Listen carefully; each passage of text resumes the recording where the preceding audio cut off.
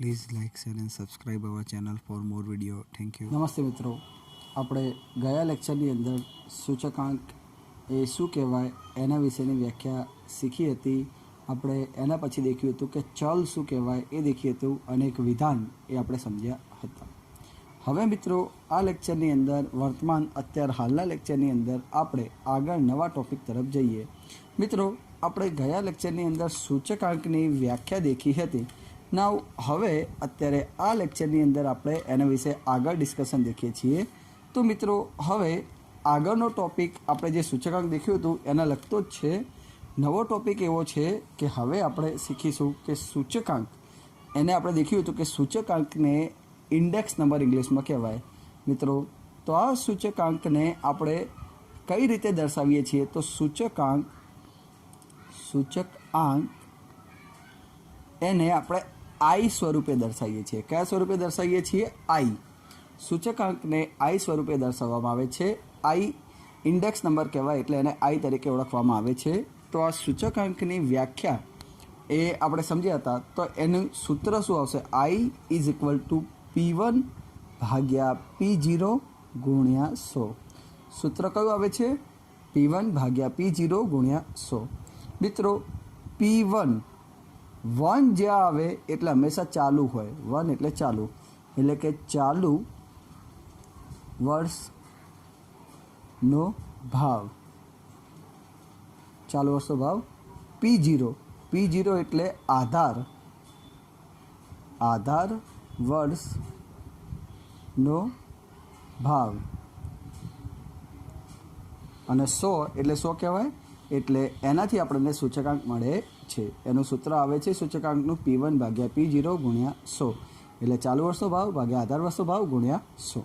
તો હવે આના ઉપરથી આપણને બે નવા શબ્દો મળ્યા. મિત્રો જો એક વસ્તુ સાથે એક વસ્તુ સંકળાયેલી છે. પહેલાં આપણે સૂચકાંકની વ્યાખ્યા દેખી તો એની સાથે આપણે ચલ રાશિની વ્યાખ્યા સંકળાયેલી હતી. પછી સૂચકાંકનું સૂત્ર દેખ્યું તો સૂત્ર ઉપરથી આપણને બે નવા શબ્દો જોવા મળ્યા છે, ચાલુ વર્ષ અને આધાર વર્ષ. 1 આવે એટલે ચાલુ હોય અને 0 આવે આધાર હોય.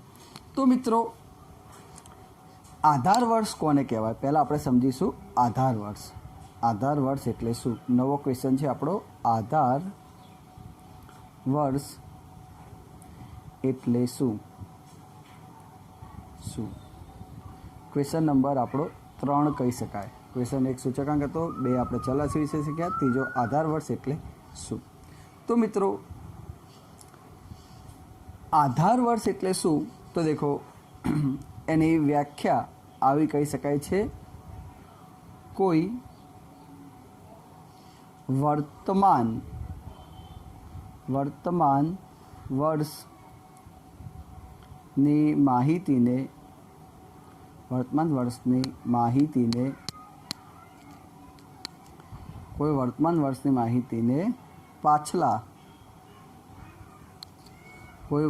વર્ષની માહિતીને પાછલા જો ફરીથી દેખજો, કોઈ વર્તમાન વર્ષની માહિતીને પાછલા કોઈ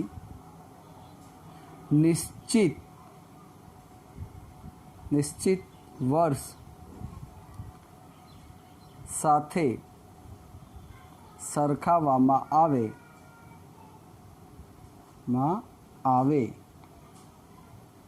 કોઈ વર્તમાન વર્ષની માહિતીને પાછલા કોઈ નિશ્ચિત વર્ષની માહિતી સાથે સરખાવવામાં આવે તો તે નિશ્ચિત વર્ષને આધાર વર્ષ કહે છે.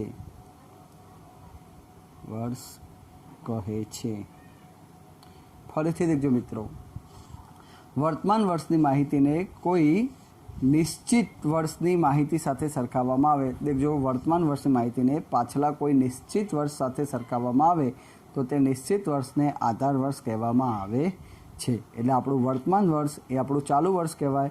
એની માહિતીને કોઈ આપણે પાછલા ભૂતકાળના કોઈ નિશ્ચિત વર્ષ સાથે સરખાઈએ છીએ તો તે નિશ્ચિત વર્ષને શું કહેવામાં આવે છે?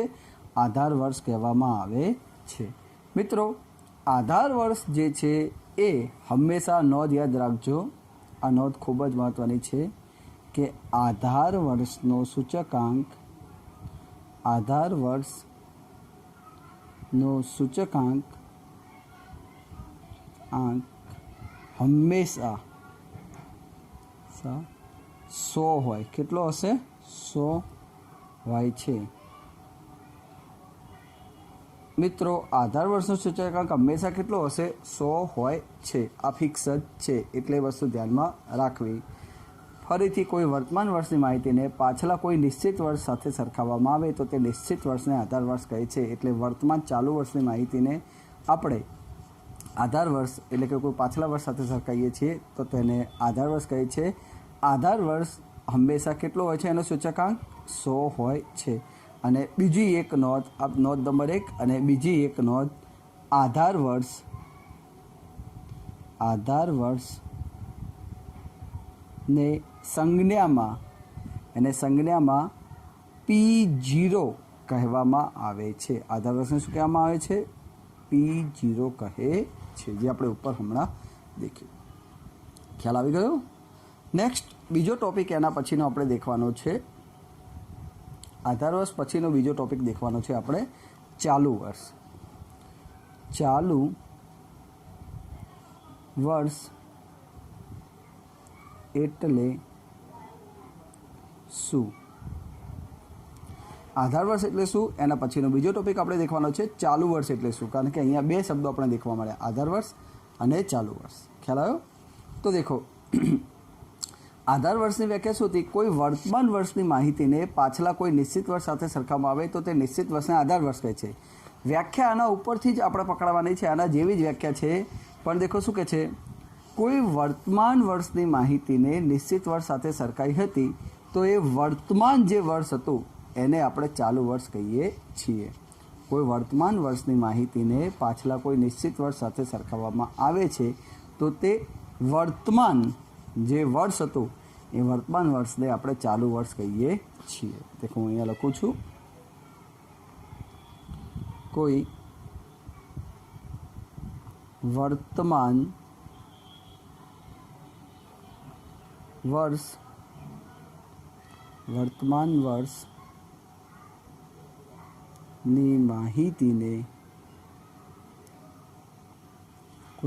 વર્ષની માહિતીને પાછલા કોઈ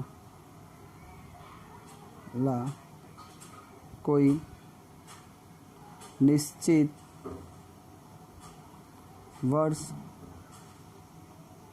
સાથે સરખાવવામાં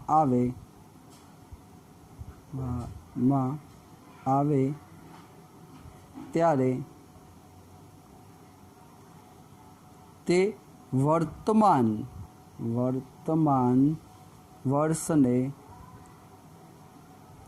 ચાલુ વર્ષ કહે છે.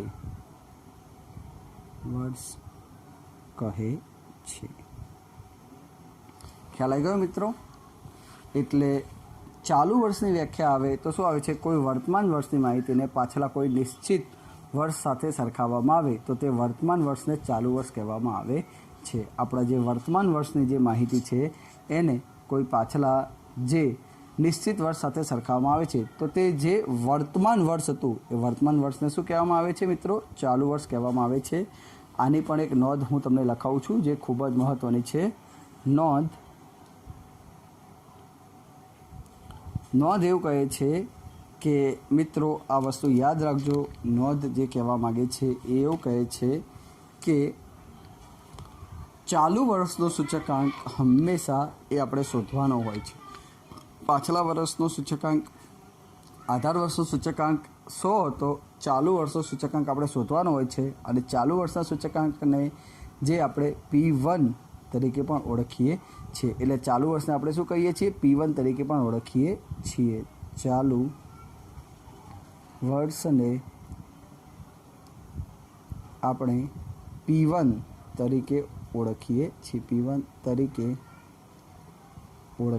છીએ.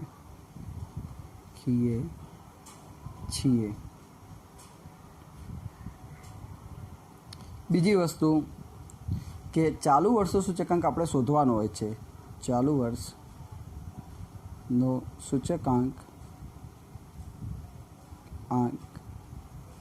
શોધવાનો હોય છે.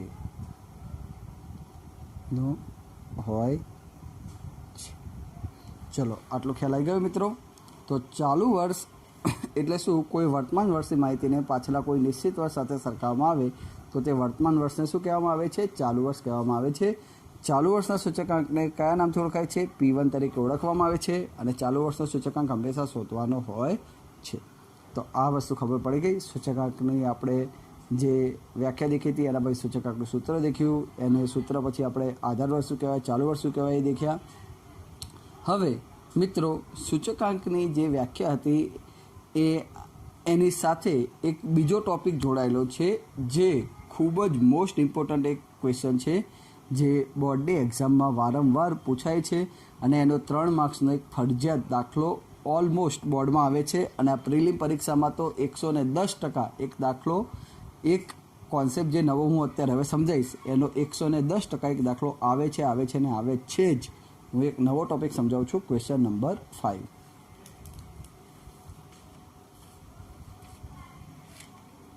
જો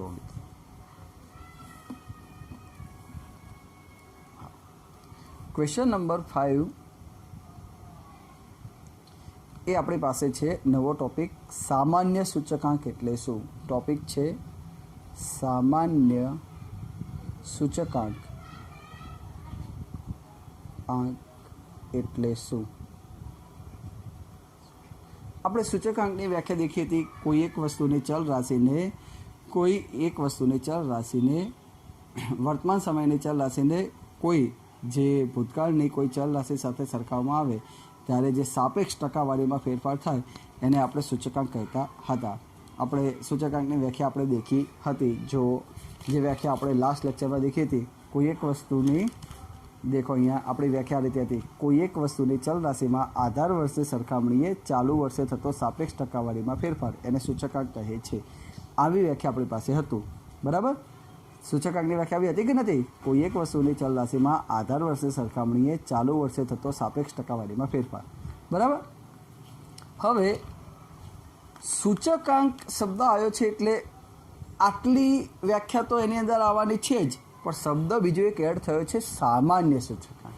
એટલે સામાન્ય સૂચકાંક એ શું કહેવા માગે છે? પહેલાં તો તમને એની ટૉપિક સમજાવું. પહેલાં દેખો, આપણે એની વ્યાખ્યા દેખી લઈએ સામાન્ય સૂચકાંકની, પછી તમને આખો ટૉપિક સમજાવું. તો દેખો, સૂચકાંકની વ્યાખ્યા શું હતી? હમણાં આપણે દેખાડી કે કોઈ એક વસ્તુની ચલ રાશિમાં આધાર વર્ષે સરખામણીએ ચાલુ વર્ષે થતો સાપેક્ષ ટકાવારીમાં ફેરફાર. એમાં શબ્દ તો કોઈ એક વસ્તુ, અહીંયા શબ્દ બદલાઈ જશે, કોઈ એક નહીં આવે, એના બદલામાં કોઈ સમૂહની ચલ રાશિમાં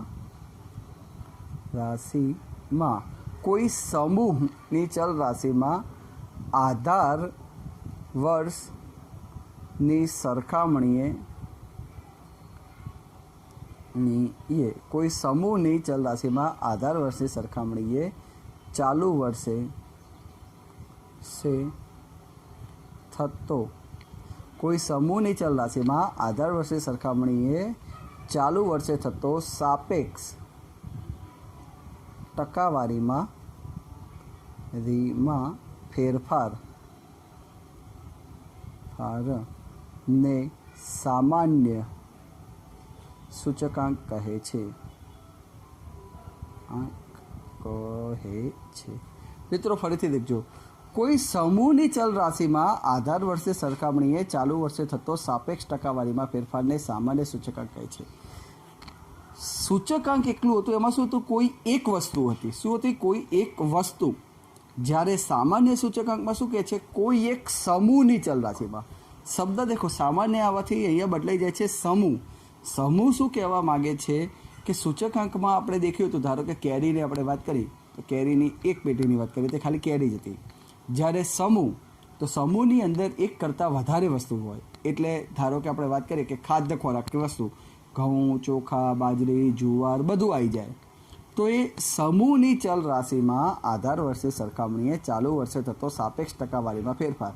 એટલે અહીંયા સામાન્ય જ્યારે સૂચકાંક આવે ત્યારે એની અંદર સમૂહ આવે. સમૂહ એટલે એક કરતાં વધારે વસ્તુઓ હોય.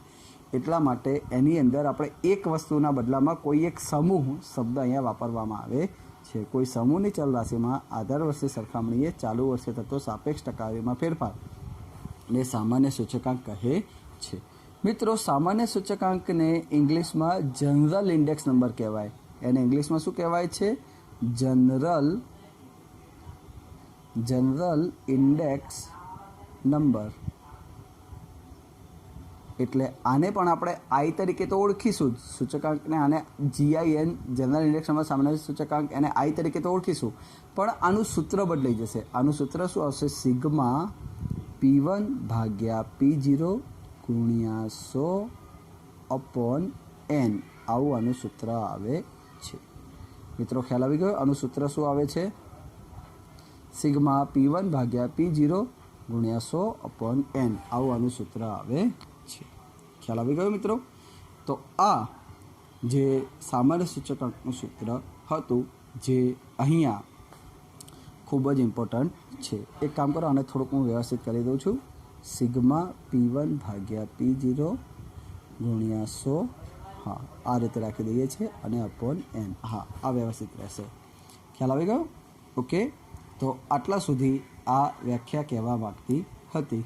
નેક્સ્ટ લેક્ચરમાં હજી આનાથી સૂચકાંકની બીજી થોડીક થિયરી બાકી છે, એની લાક્ષણિકતા એ ડિસ્કસ કરીશું. પછી આગળ આપણે ધીમે ધીમે ડિસ્કસ કરી અને પછી પ્રેક્ટિકલ ઉપર જઈશું. ચલો, થેન્ક યુ.